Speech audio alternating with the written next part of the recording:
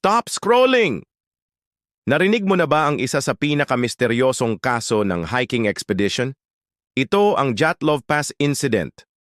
At hanggang ngayon, walang malinaw na sagot kung ano talaga ang nangyari. Noong 1959, siyam na experienced hikers sa Russia ang biglang namatay sa kakaibang paraan sa bundok ng Ural. Isipin mo, nasa gitna ng sobrang lamig na bundok pero natagpuan silang walang sapatos at kulang ang damit. At hindi lang yan, may mga sugat sila na para bang nabangga ng sasakyan pero wala namang kahit anong bakas ng aksidente o away. Pero alam mo kung ano ang mas nakakakaba? May natuklasang radiation sa damit nila. At according sa mga witnesses, may nakita raw silang kakaibang liwanag sa kalangitan noong gabing iyon. Ano kaya to? UFO? Secret military testing? O baka naman may hindi pa natin alam na nilalang sa bundok?